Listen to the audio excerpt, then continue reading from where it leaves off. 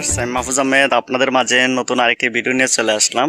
ভিডিওর প্রসঙ্গটা হলো, আপনারা সবাই জানেন যে আমাদের মেগাস্টার শাকিব খানের দুইটা সিনেমা এবার ঈদে রিলিজ হতে যাচ্ছে, বরবাদ এবং কি অন্তরাত্মা সিনেমাটা। অন্তরাত্মা সিনেমার প্রযোজকেরা হঠাৎ করে কিন্তু ডিসিশন নিয়ে ফেলেছে যে ওনারা এই ঈদি সিনেমাটা আনতে যাচ্ছে।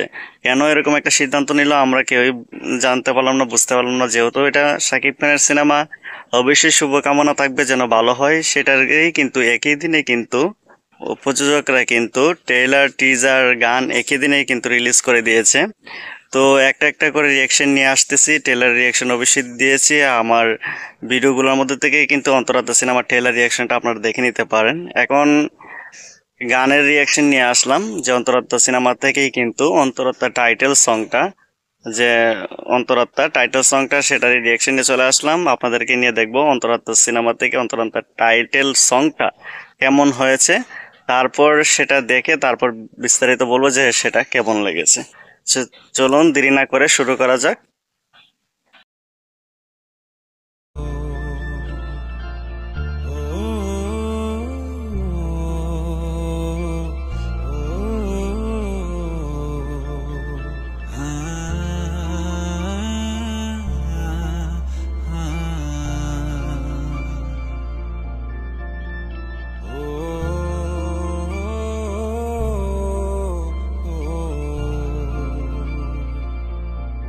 ছিলে তুমি রূপ কথাতে, কাছে এলে চুপ কথাতে, ধীরে ধীরে তোমার দিকে পা বাড়ালাম। উড়ে যাওয়া মেঘের মতো এলো মেলো স্বপ্ন যত, তুমি নামের গল্পটাতে আজ সাজালাম। কি করে বোঝাই তোমায়, দিয়েছো বদলে আমায়, মিশে গেছো এই আমারই অন্তরাত্মায়। কি করে বোঝাই তোমায়, দিয়েছো বদলে আমায়, মিশে গেছো এই আমারই অন্তরাত্মা।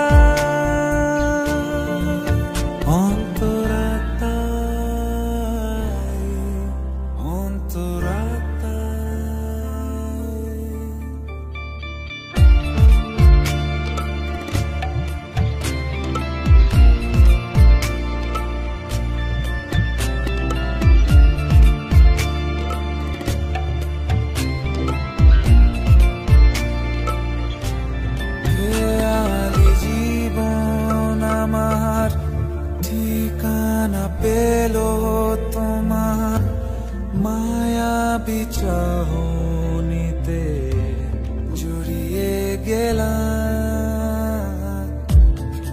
আধার ছিলাম পড়ে, নিয়েছো তুমি গড়ে সুখেরই স্বর্গ যেন খুঁজে পেলাম। কি করে বোঝাই তোমায়, দিয়েছো বদলে আমায়, মিশে গেছো এই আমারই অন্তরাত্মা।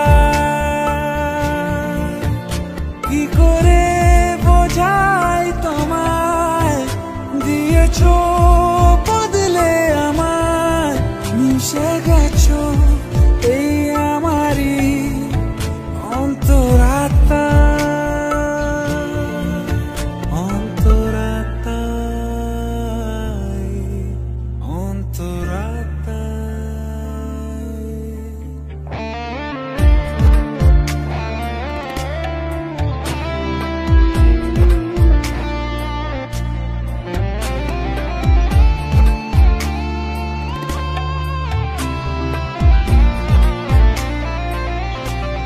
দেয়ালি নিয়ম ভেঙে সেজেছি তোমার রঙে, আদুর হাত ছানিতে হয়েছি নিলাম, মিলেছ মনের সাথে, ছুঁয়েছ প্রেমের হাতে, নিজেকে তো মাতে সঁপে দিলাম। কি করে বোঝাই তোমায় দিয়েছো। তো ভিডিওটা কিন্তু দেখে নিলাম, আমরা কিন্তু অন্তরাত্মা সিনেমা থেকে অন্তরাত্মার টাইটেল সংটা দেখে নিলাম। তো কেমন লাগলো সেই টাইটেল সংটা সেটা নিয়ে কথা বলবো। দেখুন, আমি যদি বলি অন্তরাত্মা টাইটেল সংটা আর সিনেমাটাকে নিয়ে, যেহেতু 3 থেকে 4 বছর আগের সিনেমা এটা, তো গানটা কিন্তু বেশ ভালো লেগেছে আমার কাছে। গানটা কিন্তু জুবিন নটিয়াল গানটা গেয়েছে। জুবিন নটিয়াল কিন্তু ইন্ডিয়ান একজন সেরা শিল্পীদের মধ্যে কিন্তু জুবিন নটিয়ালও একজন গায়ক, সেরা গায়ক। কারণ ওনার অনেক গান আছে হিন্দিতে যা কিন্তু ভাইরাল হয়েছে, কিন্তু টপের মধ্যে আছে। ও জুবিন নটিয়ালের গান কিন্তু এক একটা গান কিন্তু 800 মিলিয়ন 900 মিলিয়ন গান কিন্তু জুবিন নটিয়ালের আছে। তাই ওনার কণ্ঠ সম্পর্কে, ওনার বয়স সম্পর্কে আলাদা করে কিন্তু বলার কিছু নেই। উনি অসাধারণ গানটা গেয়েছে। ওনার জায়গায় যদি অন্য কেউ গানটা গেতো তো কেমন হতো সেটা হয়তো জানি না, কিন্তু জুবিন নটিয়াল গানটা গেয়েছে, অসাধারণ গেয়েছে। অন্তরাত্মা সিনেমা থেকে অন্তরাত্মা টাইটেল সংটা কিন্তু আমার কাছে বেশ ভালো লেগেছে, অসাধারণ। কিন্তু জুবিন নটিয়ালের বয়সটা কিন্তু অসাধারণ। আর যদি ভিডিওটার কথা বলি, এখানে কিন্তু আমাদের মেগাস্টার লুকটাই কিন্তু অন্যরকম, স্টাইলটাই অন্যরকম। 3 থেকে 4 বছর বা 5 বছর আগের সিনেমা হলেও কিন্তু ওনার লুক, ওনার স্টাইলগুলো কিন্তু আধুনিক। এখনও কিন্তু 2025 সালে এসেও কিন্তু এই স্টাইলটা চলবে, ওনাকে কিন্তু সেটা মানাবে। আমার কাছে কিন্তু এই দর্শনা বণিক এমনকি মেগাস্টার শাকিব খানের কেমিস্ট্রি কিন্তু ভালোই লাগতেছে, কেমিস্ট্রিটাও ভালো লাগতেছে, ভিডিওটাও অসাধারণ। আর আমি যদি বলি বয়সটা, জুবিন নটিয়ালের বয়সটা, কণ্ঠটা কিন্তু সত্যি অসাধারণ। এই গানটা আমি এক্সপেক্ট করিনি যে জুবিন নটিয়াল গানটার মধ্যে থাকবে। 3 থেকে 4-5 বছর আগের সিনেমায় যে গানটা এত অসাধারণ হবে, আমার কাছে কিন্তু দুর্দান্ত লেগেছে, এক কথায় সত্যি অসাধারণ লেগেছে। আর অবশ্যই চাইবো অন্তরাত্মা সিনেমা যেন ভালো যায়, বরবাদও যেন মেগাস্টার শাকিব খানের ভালো যায়। অবশ্যই একটা জিনিস কথা বলবো, অন্তরাত্মা ওনারা তো সিনেমাটা ঈদে আনবেই, ওনারা কিন্তু 2 সপ্তাহ পরে আনতে পারতো। আমার কাছে মনে হয় সেটা বেস্ট হতো।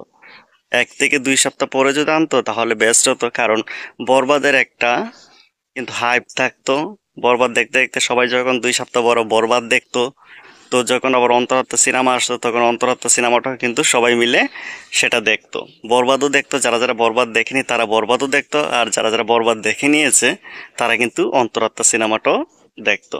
আর এখন দুইটা ক্লাশ হয়ে যাওয়াতে কিন্তু বরবাদ যদি বেশি হল পেয়ে যায়, অন্তরাত্মা সিনেমা কিন্তু কম হল পাবে।